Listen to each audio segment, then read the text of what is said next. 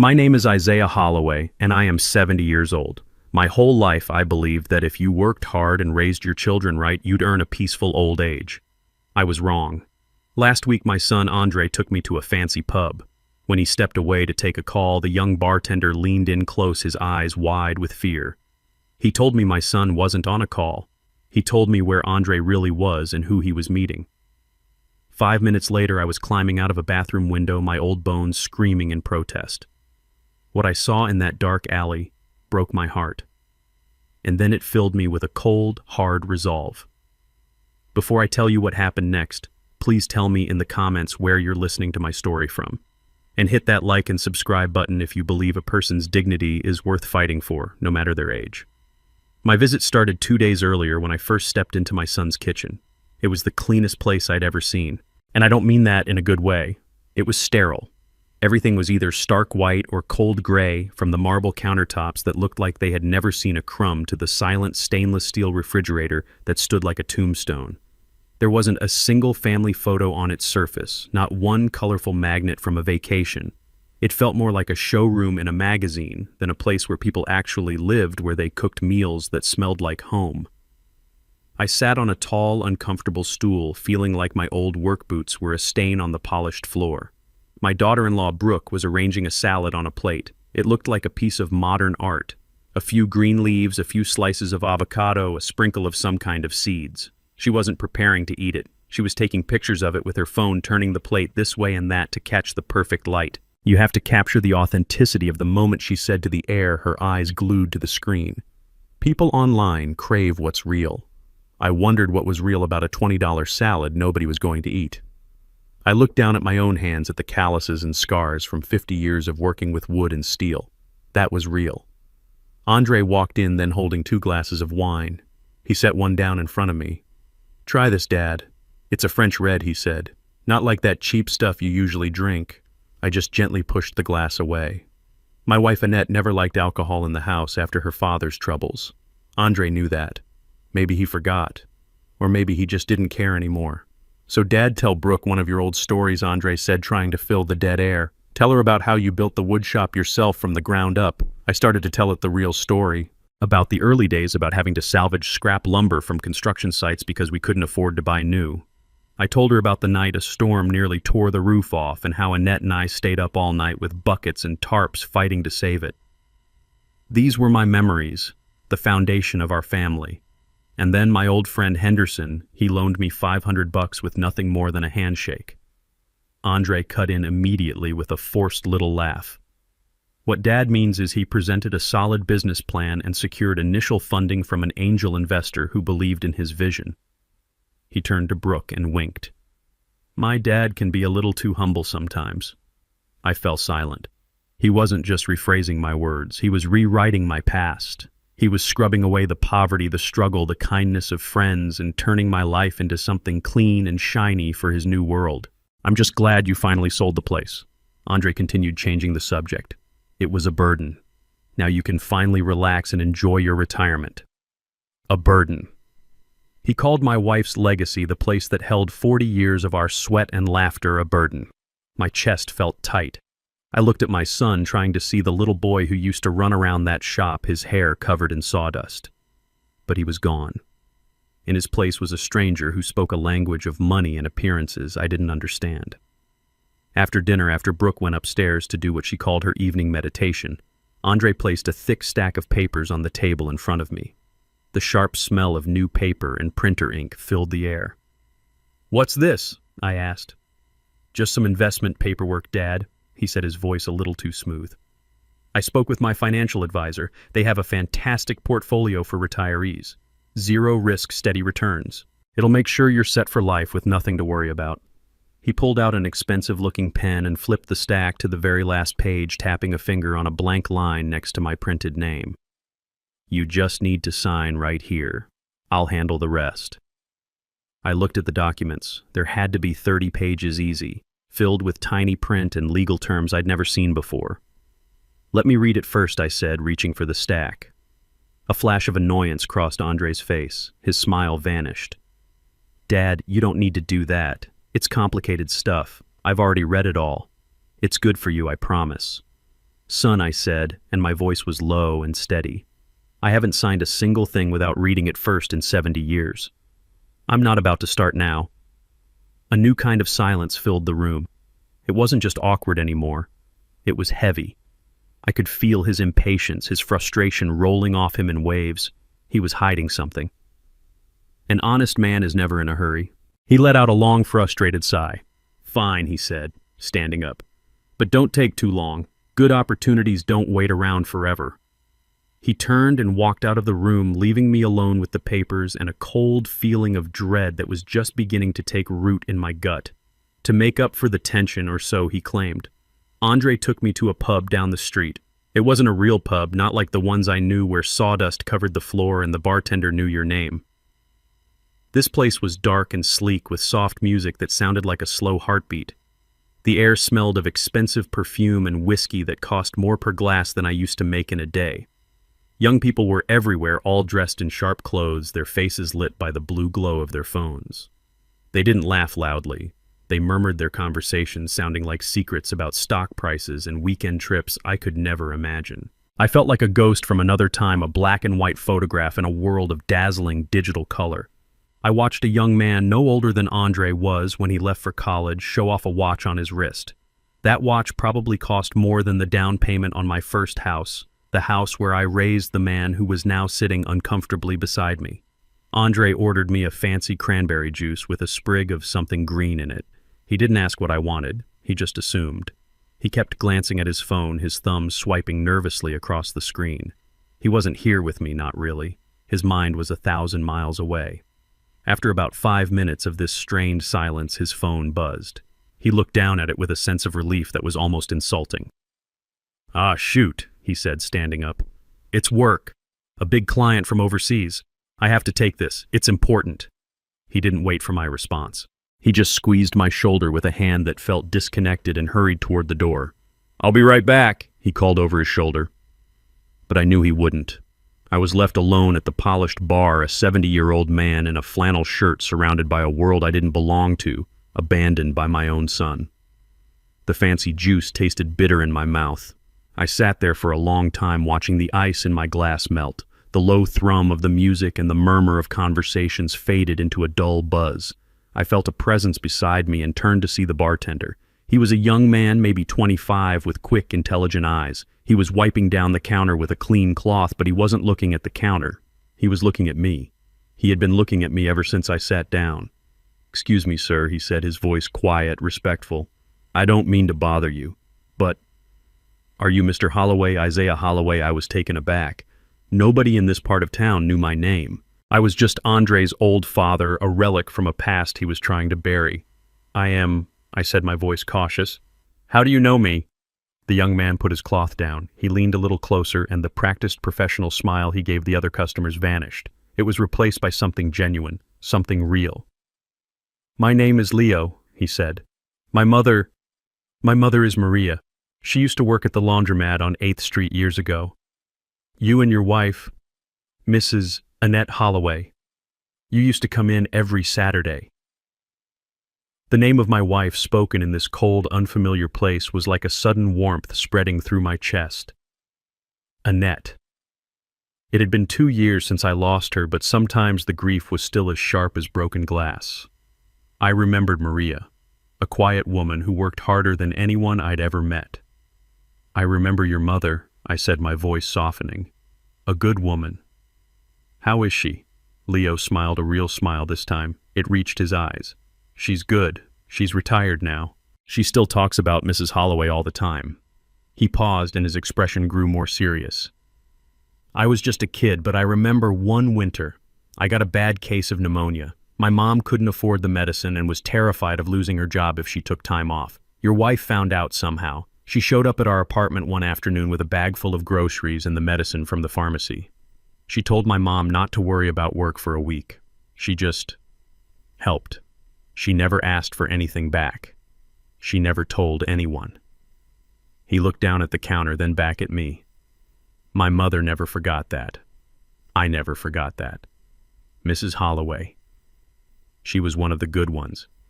Hearing him speak about Annette with such reverence, such gratitude, It was like a drink of cool water after a long walk in the desert. It reminded me of the world that Andre had left behind, a world where kindness wasn't a transaction, where people looked out for each other. It was the world Annette and I had built our lives in. For the first time all day, I didn't feel like a ghost. I felt like Isaiah Holloway again. I felt like Annette's husband.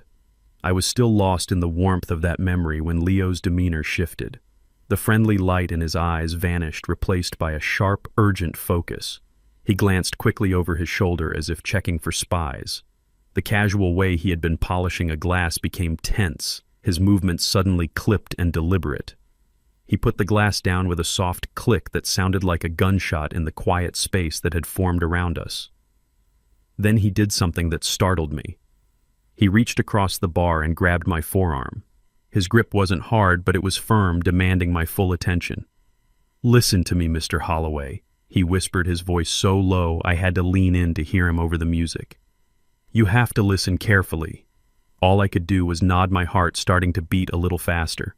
"Your son, Andre? He's not on a business call," Leo said, his words coming out in a rush. "He's not talking to any client." The words hung in the air, confusing. I started to ask what he meant, but he squeezed my arm, silencing me. "He's in the alley." Out back, Leo continued, his eyes darting toward a door marked "Staff Only." "He's with a man in a suit. A man who looks like he breaks things for a living. I've seen them before. This is the third time this month." My mind was struggling to catch up. An alley.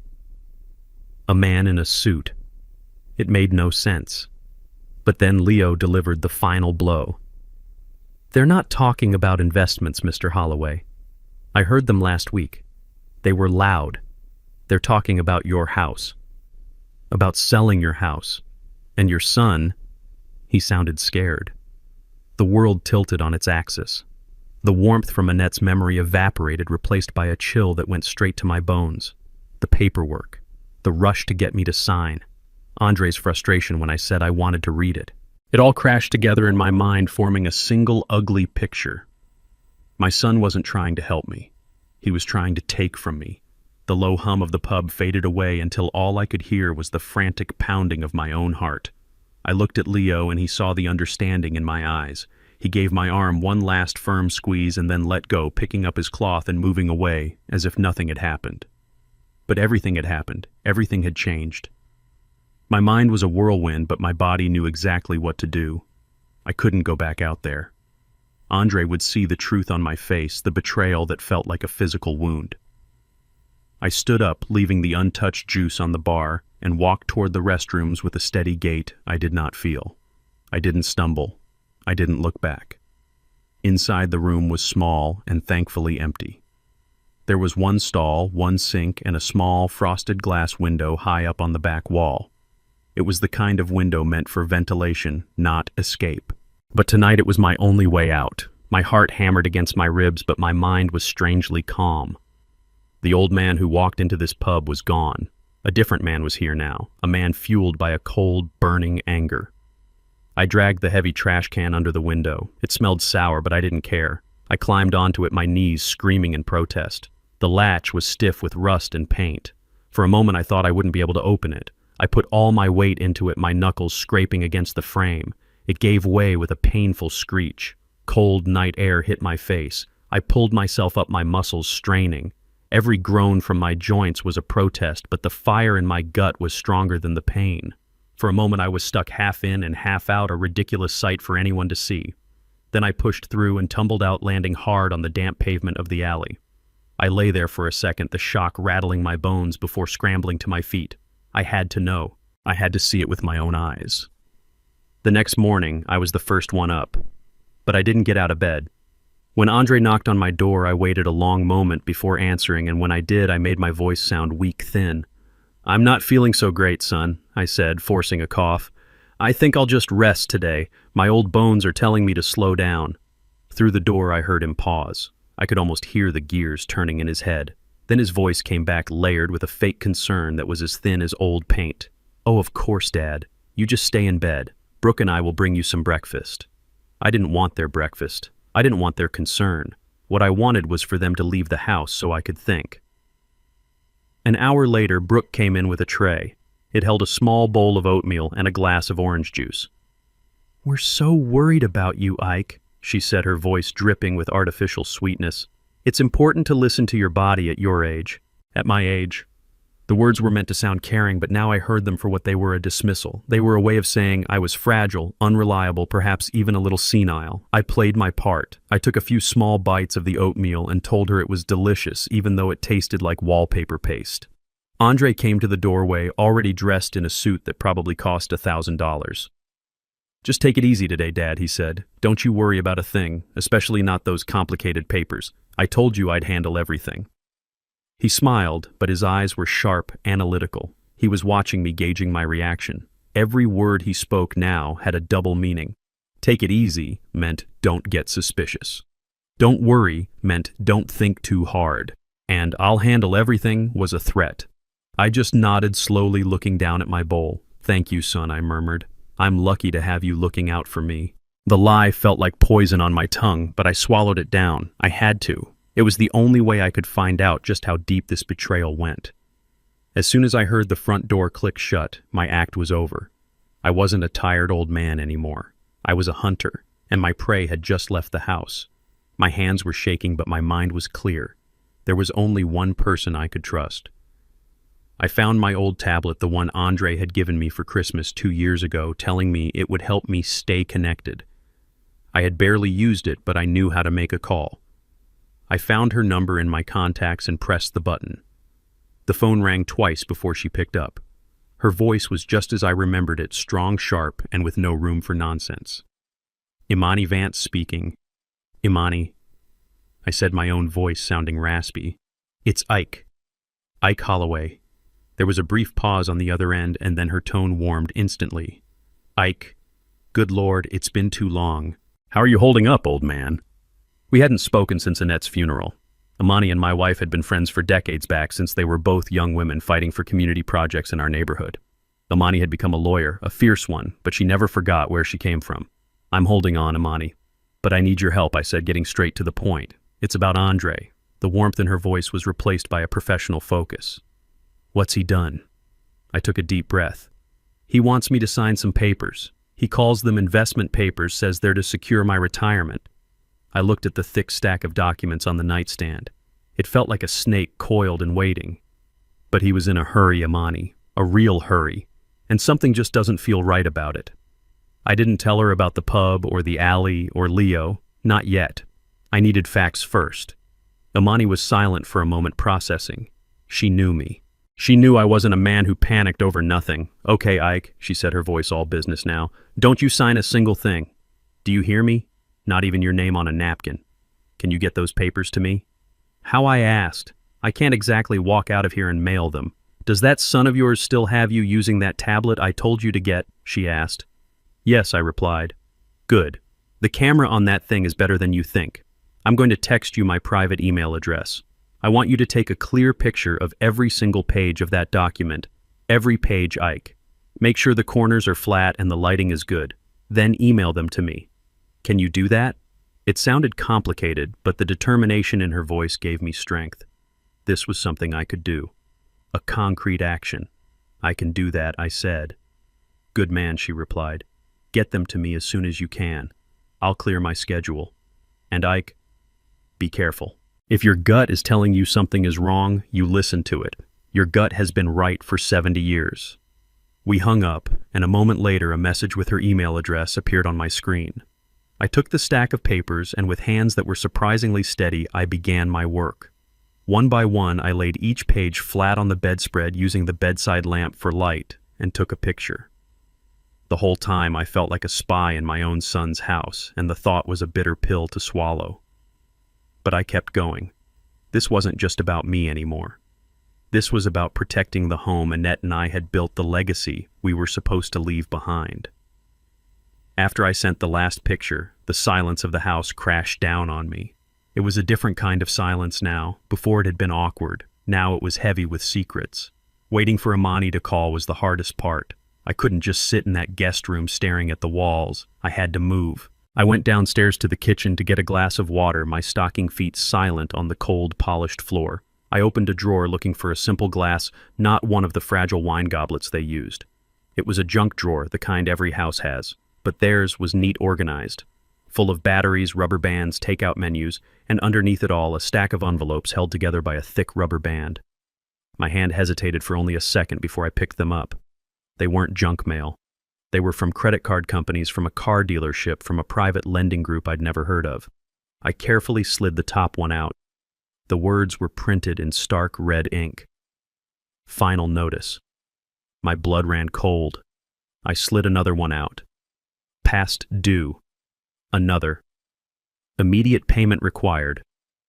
It was a stack of shame, a testament to a life lived on borrowed money and borrowed time. This perfect house wasn't a home. It was a stage. And the props were all fake. I put the letters back exactly as I had found them and closed the drawer. My eyes scanned the living room, but now I was seeing it differently. I saw the large, colorful painting on the wall. From a distance it looked impressive, but as I got closer I saw that it wasn't a painting at all. It was a print, the kind you buy online, stretched over a frame to look like the real thing. There was no texture, no life to it. I walked over to the bookshelf where Brooke kept one of her expensive-looking handbags on display like a piece of art. I picked it up.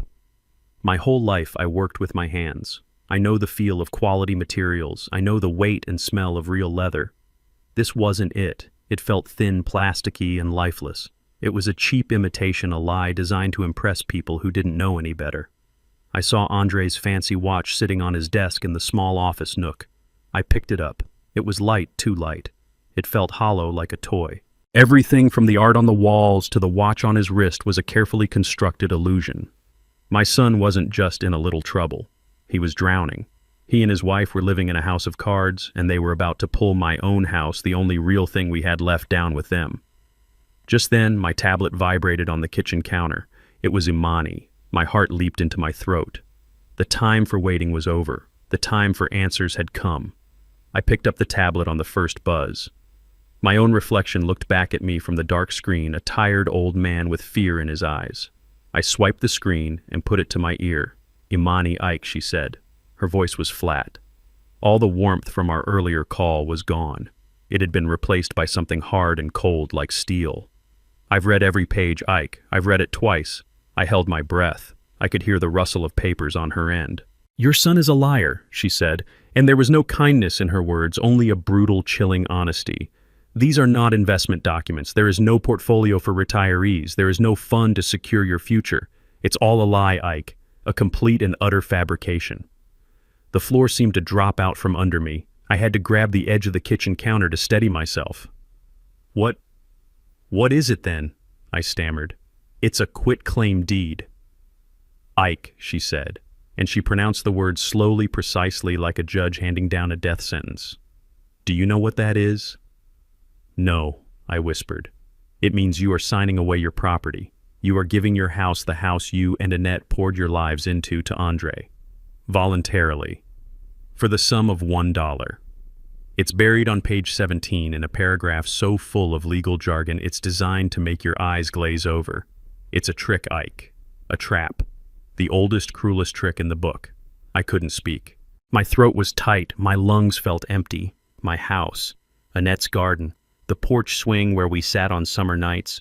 The walls that had held all our laughter and all our tears. He was trying to steal it all. "Once you sign this, Ike, it's done." Imani's voice cut through the fog in my head. "It's legally binding. You would be willingly giving him everything. You would have no home, no assets, nothing.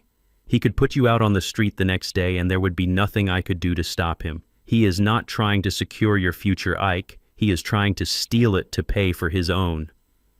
I sank onto one of the cold, hard kitchen stools. The beautiful, sterile room seemed to spin around me. I thought of Andre as a little boy crying in my arms after he fell off his bike. I thought of the pride I felt at his college graduation. I thought of all the sacrifices Annette and I had made for him, all the love we had poured into him. And this was how he was repaying us. This was his gratitude. The shock was so profound it went past sadness, past heartbreak. It settled deep in my bones as a cold, heavy stillness. The kind of stillness that comes before a hurricane. Imani was still talking, telling me about legal options, about what we could do next. but I wasn't really listening anymore. I was looking at my reflection in the black screen of the tablet. The fear was gone from the old man's eyes. It had been replaced by something else, something hard, something unforgiving. The storm had arrived. When they returned home that evening, the psychological war began. It didn't start with a loud battle, but with quiet, insidious little attacks designed to make me doubt my own mind. I was sitting in the living room reading a book when Andre walked in. "Hey, Dad, just wanted to let you know I put your keys in the ceramic bowl by the door," he said, his tone casual. "That way you'll always know where they are. Don't want you misplacing them." I hadn't misplaced them. They had been on the small table right beside my chair where I always put them. He had moved them. It was a small thing, a tiny shift in my environment, but it was a message: I am in control here. You are not. The next day it escalated. At breakfast, I mentioned that I needed to call my old neighbor George to check on his wife. Brooke looked at Andre with an expression of deep, exaggerated concern. "Ike, honey," she said, her voice dripping with pity. "Don't you remember Andre told you yesterday? George's wife passed away 6 months ago. We were so worried about how you'd take the news." I stared at them. I had spoken to George just last week. His wife Martha was fine. She had just won second place in the local baking competition. But they both looked at me with such convincing sympathy, such gentle sadness, that for a split second a terrible, dizzying wave of doubt washed over me. Did I imagine the phone call? Was my mind playing tricks on me? I saw a flicker of triumph in Andre's eyes before he masked it with a sigh. "It's okay, Dad," he said, patting my hand. "Memory gets tricky. We're here for you." They were trying to build a cage around my mind, and the bars were made of my own self-doubt. They started hiding things. My reading glasses would vanish from the nightstand and reappear inside the refrigerator. My wallet would be missing from my jacket pocket, only for Brooke to find it in the sugar bowl. Each time they would exchange worried glances and treat me like a child who couldn't be trusted. The most vicious attack, however, came from Brooke's phone. That evening, I saw her typing furiously, a sad little smile on her face. A few hours later, my tablet buzzed with a notification. A friend from my old neighborhood had shared a post from Brooke's public page. There was a picture of me taken that morning when I wasn't looking. I was sitting by the window and the light caught me in a way that made me look tired, lost. The caption beneath it was a masterpiece of passive-aggressive cruelty. "It's one of the hardest journeys a family can go on," she wrote. "Caring for a parent who is slowly fading away. Some days are clearer than others. We cherish every lucid moment, every memory he can still hold on to. It's heartbreaking to watch the man who was once so strong become confused by the simplest things, but we are facing it with love and patience. So grateful for my amazing husband for being a rock during this difficult time." She finished it with a string of hashtags: elder care, #family journey, #dementia, awareness, #love my pops, #staying strong. She was painting a public narrative. She was telling the world that Isaiah Holloway was losing his mind. She was creating a story that would make anyone, even a judge, question my competence. Any protest I made would just look like a symptom of the very confusion she was describing. I read the post, and a rage so pure and so cold filled me that it burned away any remaining sadness. They weren't just trying to steal my house. They were trying to steal my identity. They were trying to erase me, to turn me into a feeble-minded old man before I was even gone. I closed the tablet. I looked across the room where they sat watching TV, looking like the perfect caring family, and I let a slightly confused, vacant expression settle on my face. If they wanted me to be a forgetful old man, then that's exactly what I would be. I would play their game. I would be the best damn confused old man they had ever seen. And from inside my cage of their making, I would find a way to tear their whole world apart. I leaned into their narrative. I embraced the role they had written for me. The next morning I came downstairs and asked Brooke what day it was. "It's Wednesday, Ike," she said patiently, as if speaking to a toddler. I nodded, poured myself a cup of coffee, and sat down at the table. 5 minutes later I looked up from my cup and asked Andre-san, "What day is it today?" He and Brooke exchanged a look. It was a look of confirmation, of shared victory. Their theory about my fading mind was proving correct. "It's Wednesday," Dad Andre said, his voice slow and gentle. "Just like Brooke told you." I looked down at the table, feigning confusion. "Oh. Right. Of course." Inside, I was a coiled spring. Every condescending word, every pitying glance was fuel. They thought they were building a cage, but they were actually handing me a key. A forgetful old man is invisible. He is harmless. He is someone you can talk freely in front of because you assume he won't understand or remember. And so I became invisible. I started talking to myself, just quiet little mumbles. I would stand in the middle of a room for a full minute looking around as if I had forgotten why I came in. I spent an afternoon trying to figure out their complicated television remote, pressing the wrong buttons, making the screen flash strange colors until Andre came over with a long-suffering sigh and put on a nature channel for me. "Here you go, Dad," he'd said, nice and simple. As I sat there pretending to be captivated by a show about migrating birds, I was actually listening. I listened to their hushed phone calls about interest rates. I listened to Brooke complaining about the cost of their upcoming trip to Aspen. I listened to Andre on a call with the man from the alley telling him, just a few more days. My father he's not all there. It's just a matter of finding the right moment. They were getting sloppy. Their confidence was making them careless. They saw a frail old man in a chair, but they didn't see the man inside. They didn't see the man who was piecing together their desperation, their lies, their weaknesses. I shuffled when I walked. I spilled a little coffee and looked down at the stain with wide, innocent eyes. I let my mouth hang open just a little when I was watching TV. I became a ghost in their house, a piece of furniture they had to navigate around, and all the while I was watching, listening, waiting. I was no longer just the victim of their scheme. I had become a part of it. I was the fool in their play, and I was going to make damn sure that my performance was convincing enough to lead them straight to their own ruin. They thought my mind was a blank page. They had no idea I was using it to write their final act. The nights were the hardest. The house would fall completely silent around midnight, but I would lie awake for hours, my mind racing. On the third night of my performance, I waited until I heard the soft click of their bedroom door followed by the low hum of the air conditioning. I gave them another hour just to be sure. Then silently, I slipped out of bed. The tablet was on the nightstand, its screen a black mirror. It felt alien in my hands, a device from Andre's world. But tonight, it was my only tool, my only weapon. I crept into the guest bathroom, closed the door without making a sound, and sat on the edge of the tub. The dim glow of the screen was the only light. I didn't know the name of the man in the suit from the alley, so I started with what I knew. I typed in Andre's name and the name of his financial firm. The first result was the company website. It was glossy and professional, full of smiling photos of Andre and his partner's testimonials from happy clients and promises of secure growth and financial freedom. It was the public face, the beautiful, meticulously crafted lie. I knew the truth was buried deeper. I opened a new search tab. This time I typed in Andre's name again, but I added other words. Words I had overheard, words I suspected. Debt. Lawsuit. Investment loss. Complaint. For a long time I found nothing. Just more articles praising his firm, more links to his perfect social media profiles. It was like a digital fortress. But I was patient. I spent 50 years learning how to find the weak spot in a piece of wood. I would find the weak spot here too. I kept scrolling page after page, digging deeper into the search results past the polished surface. And then I found it. It was a link to an obscure online forum for investors.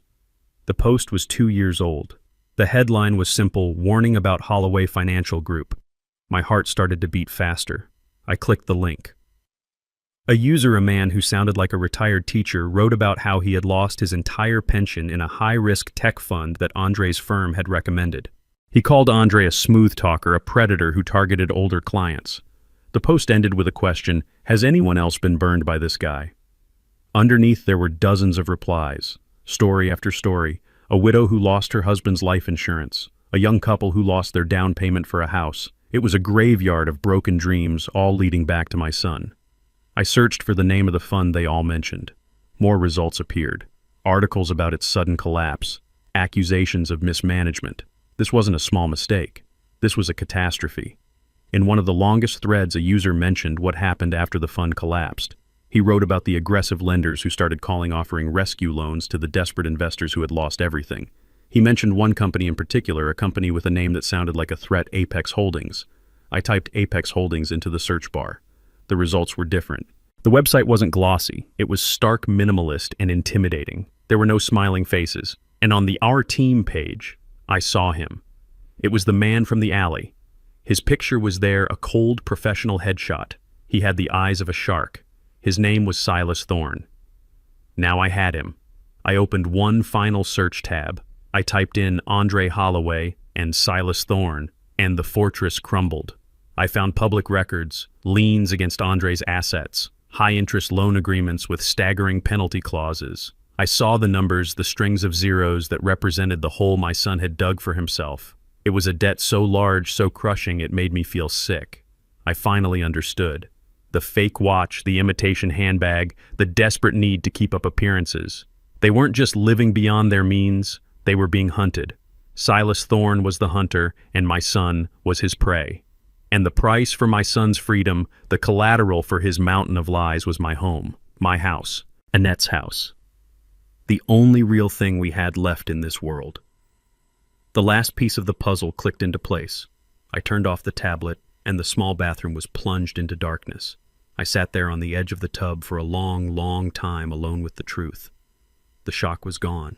The sadness was gone. All that was left was a cold, hard clarity. I knew what I was up against. And I knew with absolute certainty what I had to do. I sat there in the pitch-black bathroom, the cold of the porcelain tub seeping into my old bones. But I didn't feel it. I was seeing it all with a terrible new clarity, a complete picture woven together from whispers in a pub, documents on a screen, and the feel of a fake leather handbag. It wasn't a simple story of a greedy son trying to cheat his old father. It was uglier than that. It was a story of fear. I saw Andre, my brilliant son, flying too close to the sun. I saw him making promises he couldn't keep gambling with other people's life savings, with the futures of widows and retired teachers. I saw the moment it all came crashing down, the collapse of that tech fund, the ensuing panic. And then I saw the shark circling in the water. Silas Thorne. He didn't just offer loans, he offered a lifeline that was secretly a noose. My son, terrified and ashamed, grabbed it. He made a deal with the devil to hide his failure. The fancy car, the sterile White House, Brooks' online fantasy life. It was all a desperate performance. It was a show to convince the world and maybe themselves that they were still winning even as the water rose around their necks. They weren't masterminds. They were terrified children trapped in an expensive prison of their own making. And my house, my real, solid, paid-for house, was the ransom. It was the price to keep the shark from eating them alive. This realization didn't make me forgive him. No, the betrayal was too deep, too calculated for that, but it changed the shape of my anger. I wasn't just fighting against my son's greed anymore. I was fighting against his weakness, his cowardice, the moral rot that had set in when he chose to sacrifice his own father to save himself from the consequences of his actions. He was a cornered animal, and cornered animals are the most dangerous. He was no less of a threat, but he was also a tragedy. My son wasn't a monster. He was just a weak man who had made a monster's choice, and I, his father, was the one who would have to face it. The first sliver of dawn was painting the window gray when I called Imani again. I didn't sleep. Sleep was a luxury I couldn't afford. She answered on the first ring, her voice alert, as if she had been waiting. Ike, what is it? I know why he's doing it, Imani. I said, my voice a low whisper. It's worse than we thought. It's not just greed. I spent the next 10 minutes laying it all out for her. The collapsed tech fund, the ruined investors, Apex Holdings, Silas Thorne, the mountain of debt. I told her about the fake watch and the stack of final notices hidden in the junk drawer. I painted a picture of the desperate, hollow life my son had built. She listened without interruption, a skill that made her a brilliant lawyer and an even better friend. When I was finished, the only sound was her quiet, steady breathing. So, he's not just a liar, she said finally, her voice hard. He's a cornered animal. That's more dangerous. Much more dangerous. What are our options, I asked. Legally, we have him dead to rights, Ike, she explained. What he's doing is called elder financial abuse. With the quitclaim deed as evidence and the context of his debt, we could build a criminal case for fraud. He could go to prison. A long time. Prison. The word hit me like a physical blow. Despite the rage, despite the betrayal, the thought of my only son behind bars, it was a pain I couldn't bear. He had destroyed my trust, but he was still my blood. He was still Annette's boy. No, I said the word coming out before I even had a chance to think. No prison. I won't do that to him. There has to be another way. A way to stop him, to save the house without destroying what's left of him. There was another long silence on the line. I could almost hear Imani thinking, weighing the legal chess moves. If we don't use the threat of criminal charges, Ike, our leverage is limited, she said gently. He holds the emotional cards. He's your son. Her words were a dead end, and for a moment I felt a wave of despair. But then a memory surfaced, pushing through the fog of my anger and exhaustion. It was a memory of Annette and her final week sitting on our porch. She was frail, but her eyes were as clear as ever. She had taken my hand. Ike, she'd said, her voice a soft whisper. If Andre ever gets into real trouble, the kind of trouble his pride won't let him admit, there's something you need to know. Under our old bed, the one we bought after we got married, there's an old tin box, full of my grandmother's recipes. But there's something else in there too, my fail-safe. At the time, I had dismissed it as the rambling of a sick woman, a fail-safe. But now, Imani, I said, my voice suddenly alive with a new energy. Annette. She told me something before she passed, about a box, a tin box under our bed. I told her what Annette had said. I didn't know what it meant, but it was a loose thread. And right now it was the only one I had. That afternoon, I put my plan into motion. I shuffled out of my room and found Andre in his home office, staring intently at his computer screen. I leaned against the doorframe, making sure to look a little unsteady on my feet. Son, I said, my voice soft and wistful. I've been thinking about your mother. He turned his professional mask, instantly replaced by one of cautious concern. What about her dad? There are some things, I said, looking off into the distance. Some of her old things, her photo albums. That silly little music box I gave her for our first anniversary. They're still at the house. I feel like I need to see them, to hold them. I let my voice crack just a little on the last word. I watched him carefully. I saw the calculation in his eyes. He thought this was a sign of sentimental weakness, another symptom of my decline. An opportunity. Of course, Dad, he said, his voice smooth as honey. Of course. We can go tomorrow. No, I said a little too quickly. I softened my tone. No, son. I feel like I need to go now. Please. It feels important. He agreed. I knew he would.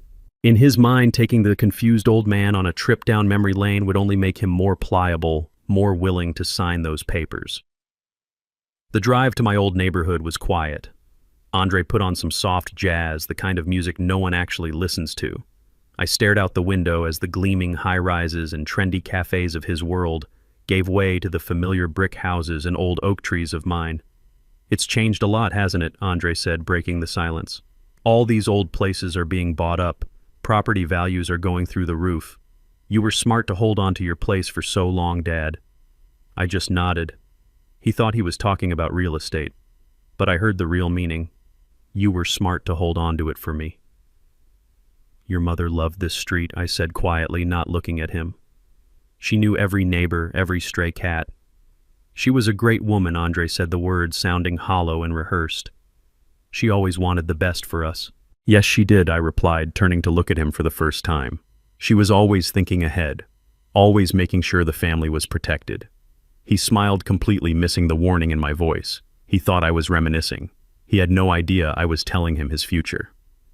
When Andre unlocked the front door, the air that hit me was the air of my own life. It was a smell of old wood dust motes dancing in the afternoon sun and the faint lingering scent of Annette's lemon furniture polish. It was the smell of home. After the cold, sterile silence of Andre's house, this silence was different. It was a peaceful silence, a quiet full of memories. Every creak of the floorboards under my feet was a familiar greeting.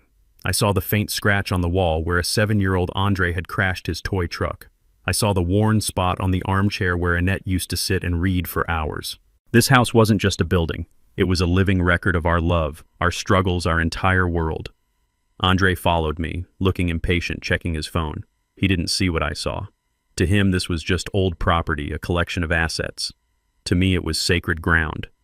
I walked straight to our bedroom. It was exactly as we had left it.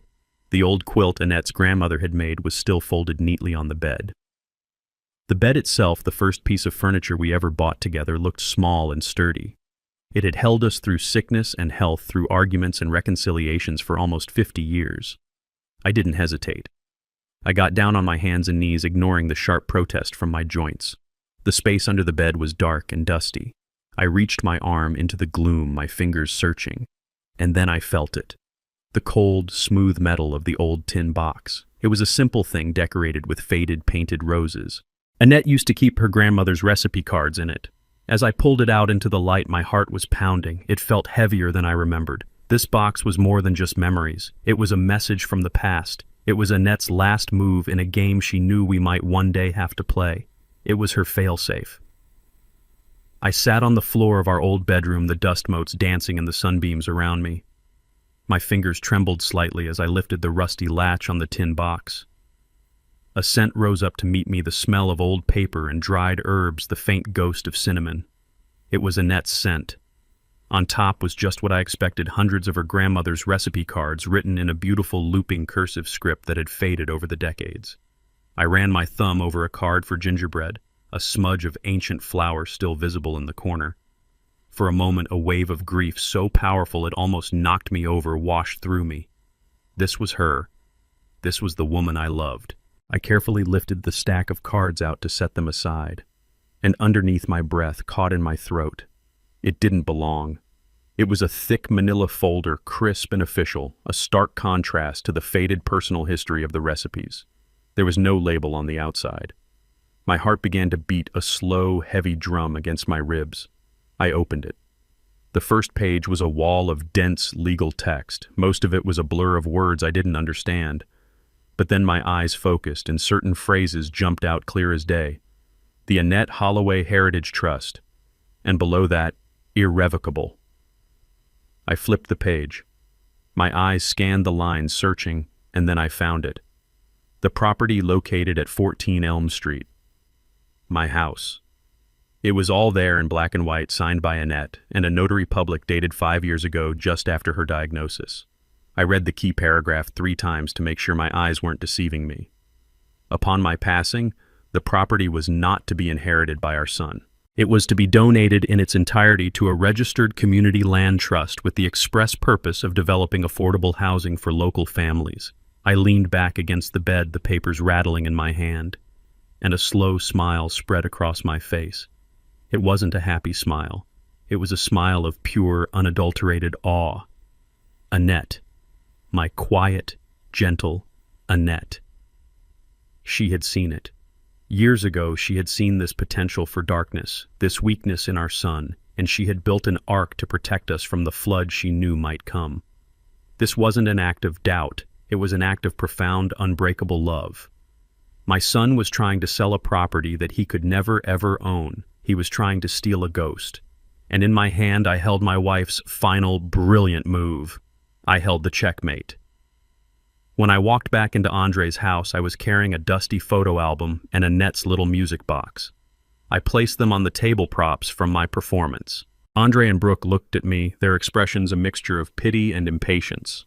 They thought the trip had softened me up, drowned me in a wave of nostalgia that would make me easier to manage. They had no idea that I had just come from arming myself for war. I was quiet during dinner. I ate my food slowly, methodically. I even complimented Brooke on her cooking, which was another bland, colorless dish that tasted of nothing.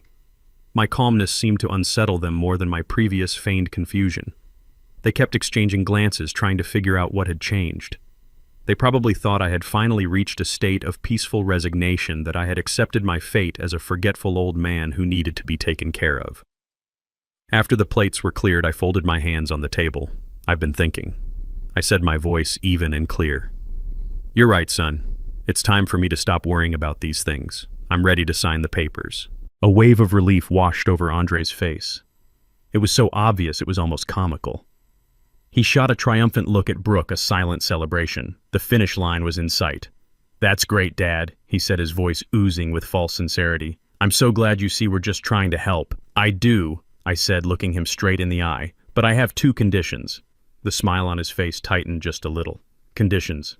I'm an old man, Andre, I said with a small self-deprecating shrug.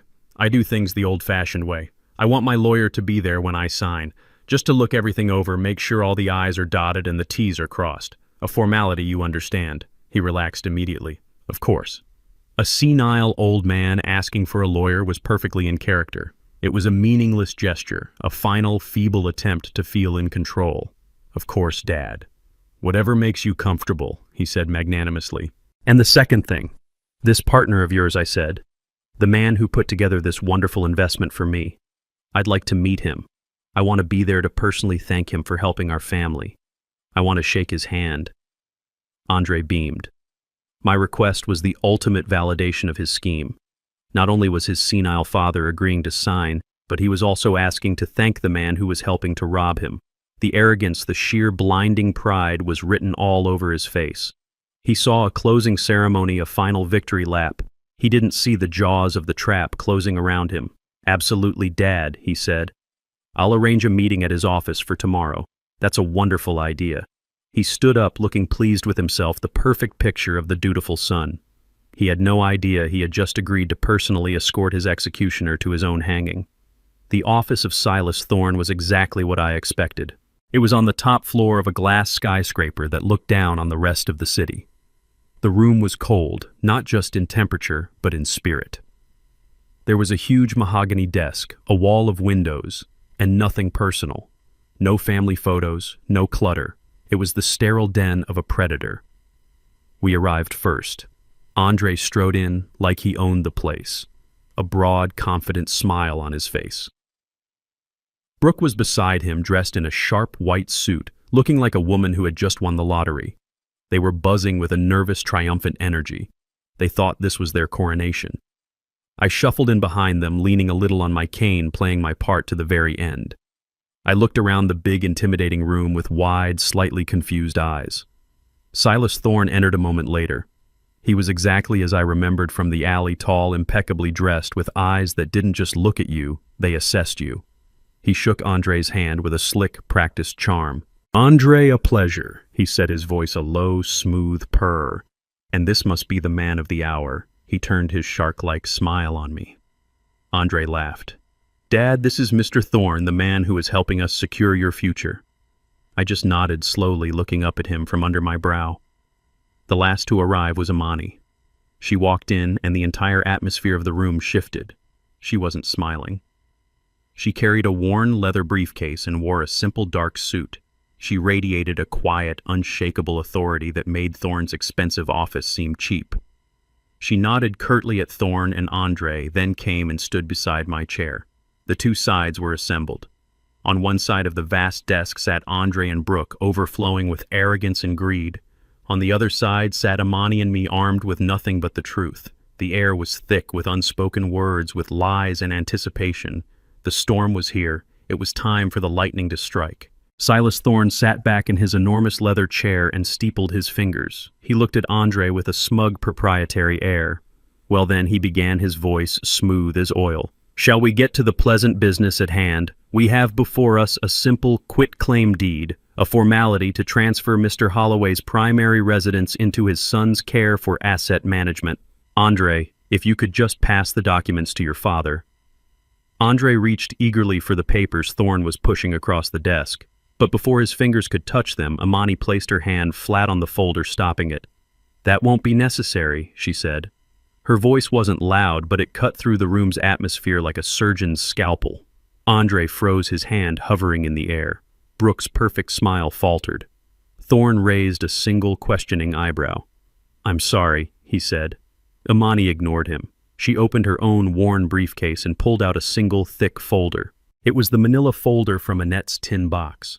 She placed it on the desk with a soft, definitive thud.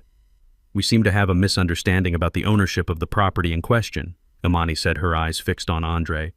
My client, Mr. Holloway, cannot sign a quitclaim deed for the property at 14 Elm Street for a very simple reason. He doesn't own it. The change in Andre's face was a slow, agonizing spectacle. First there was confusion, a slight furrowing of his brow. He looked at me as if I was the source of this bizarre joke. Then, as Amani opened the folder, the confusion curdled into disbelief. His mouth opened slightly. He was about to speak to dismiss this as senile nonsense, but Imani began to read. The Annette Holloway Heritage Trust. She read, her voice ringing with clarity. An irrevocable trust established 5 years ago. The sole asset of this trust is the property located at 14 Elm Street. Andre's face went white. Not pale, but a bloodless, ghastly white. The confident, successful son vanished, replaced by a terrified boy caught in a lie. He stared at the papers, then at me, his eyes wide with a dawning, sickening horror. Brooke didn't understand the legal terms, but she understood the look on her husband's face. The triumphant sparkle in her eyes died. Andre, she whispered, her voice a thin thread of sound. What is she talking about? Silas Thorne was no longer smiling. The mask of the charming businessman had dropped completely. His eyes, which had been lazily confident, were now narrowed, cold, and intensely focused on the documents in Imani's hands. The shark had smelled blood, but it wasn't mine. He looked at Andre, and for the first time I saw a flicker of genuine predatory anger. He had been played. Imani didn't look at Thorne. She didn't look at Brooke. She looked only at Andre, the boy she had known since he was in diapers. What this means, Andre, she said, her voice devoid of any pity, is that this house has not belonged to your father for the last 5 years. It belongs to a trust your mother created to protect the family's legacy. Your father cannot give you what he does not have. You are trying to sell a house that was never yours to begin with. The silence that followed was so complete, I could hear the faint hum of the city traffic 50 floors below. Andre was frozen, his face a mask of utter devastation. But Imani was not finished. She let the silence hang in the air for a long, painful moment before she delivered the final crushing blow. You see, she said, her voice dropping to a low, icy tone, what you've done here, Andre, is more than just a family squabble. It's more than just a lie. When you knowingly create a fraudulent document, a quitclaim deed for a property you have no legal right to with the intent of using it as collateral to secure a loan. She paused, letting her eyes drift from Andre's shattered face to Silas Thorne's stony one. That's called bank fraud. And when the entity you're trying to defraud is a legally established trust, that elevates the crime significantly. We're no longer talking about a civil matter. We're talking about a federal offense. That was the word that broke the spell. Federal. It was a word that carried weight, a word that meant serious, life-altering consequences. Brooke made a small, wounded sound like a dying animal. No, she whimpered. No. But it was Silas Thorne who reacted first. The shark had been circling, and now it attacked. He shot up from his chair, his calm, collected demeanor completely gone. It was replaced by a raw, unrestrained fury. His face was dark with rage. I have no part in this, he snarled, his voice a low growl. He pointed a trembling finger at Andre, who flinched as if he had been struck. This little worm came to me. He swore the house was his. Free and clear. He brought me forged documents, a fake appraisal. He lied to me. Thorne looked at Imani, his eyes blazing. I am the victim here. I was deceived.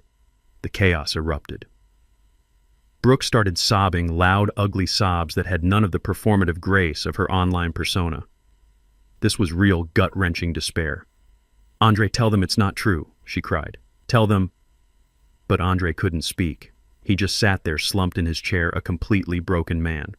The illusion of success, the carefully constructed facade he had spent years building, had been obliterated in less than 5 minutes. He looked small, pathetic. All the fight was gone. Thorne paced the room like a caged tiger. This is a disaster, he spat, running a hand through his perfect hair. He wasn't talking to us, he was talking to himself. A federal case, my firm's reputation, destroyed. He whirled on Andre again. You stupid, stupid little man. Did you really think you could get away with this? Did you think I wouldn't find out? I watched it all unfold, a silent observer in the storm I had created. I felt no joy. I felt no triumph. Seeing my son crumble, seeing his life detonate before my eyes was the most painful thing I had ever witnessed. But as I looked at the wreckage, at the sobbing wife and the ruined predator, I knew this had to happen. This was the only way. The poison had to be drawn out. The lies had to be burned away. This was the terrible, necessary price for the truth. This was the payoff. All eyes were on Andre and Thorne, but my attention went to Brooke. She was the one who broke first. The sobs that had started as whimpers escalated into a full-blown hysterical breakdown. This was not the quiet, dignified sorrow she posted about online. This was the raw, ugly sound of a world ending. Her meticulously applied makeup began to run, carving black streaks down her pale cheeks. Her perfect white suit, the symbol of her manufactured success, now looked like a costume for a tragedy. Our trip to Aspen, she wailed, her voice cracking. The words were nonsensical, but they revealed everything. She wasn't crying for her husband's betrayal or my pain. She was crying for the loss of her lifestyle, for the vacations, the handbags, the likes, the followers. She was crying for the death of her brand. My followers, my brand partnerships, everything. She buried her face in her hands, her shoulders shaking violently. It's all gone. It's all ruined. She looked up at Andre, but there was no love in her eyes, only a furious, burning accusation. You promised me, she shrieked, her voice shrill. You promised me everything was fine. You liar. The entire image she had built, the curated fantasy of a perfect life, had been set on fire in this cold, sterile office, and she was screaming from inside the flames. It was a complete and total collapse, not of a person, but of a persona, and it was a pitiful, devastating sight to behold. Amid the chaos, I slowly got to my feet. The cane I had been leaning on now felt like a king's scepter. Every eye in the room turned to me. The anger, the sobbing, the panic, it all went quiet. I didn't look at Thorne. I didn't look at Brooke. I looked at my son. He was still slumped in the chair, a hollowed-out version of the man he pretended to be. He wouldn't meet my gaze. He just stared at the polished floor as if it held the answers to his ruined life. Your mother, I began, and my voice was quiet, but it filled the room. Your mother always saw the best in you, Andre, even when you couldn't see it in yourself. She knew you had a good heart, but she also knew your pride. Your fear of failure could lead you down a dark path. I took a step closer, standing over him, not as a victor, but as a father. She didn't create that trust to punish you. She created it to protect you. She knew this world of easy money and fake success could swallow you whole. She was trying to protect the family's legacy, Andre. And that legacy isn't a house. It's not a number in a bank account. It's about integrity. It's about knowing the difference between what's real and what's just for show. I reached into my pocket and pulled out my old worn wallet. I took out a single crumpled business card and placed it on the table in front of him. It was the card for the director of the Community Land Trust, the organization that now owned our home. She left you an opportunity, son, I said softly. A way back. You could go to them, offer to help, swing a hammer. Learn what it really means to build something real with your own two hands. Not for money, not for show, for your own soul. The choice is yours. I didn't need to press charges. I didn't need to see him in jail. The world he had built for himself was already his prison. I had just handed him the key. Whether he chose to use it was up to him. Without another word, I turned and walked toward the door. Amani followed, her hand resting briefly on my shoulder. I didn't look back at the wreckage I was leaving behind, the crying, the yelling, the shattered illusions. I walked out of that cold glass tower and into the afternoon sun. For the first time in a very long time, I felt at peace. I hadn't destroyed my son. I had protected my wife's legacy. I had defended my dignity. Order had been restored. And that was a victory worth more than any house or any amount of money. This experience taught me one final lesson, a lesson from my wife, Annette. A family's true legacy isn't the property or the money you leave behind, but the integrity and wisdom you protect for the future. My son was drowning in a world of fake success, and in his desperation he tried to pull me under with him. I learned that sometimes the greatest act of love isn't shielding your children from their mistakes, but forcing them to confront a hard and painful truth. I had to protect our real legacy, one built on dignity, from the illusion of wealth that can destroy a family from the inside out. Let me know in the comments what you would have done in my shoes.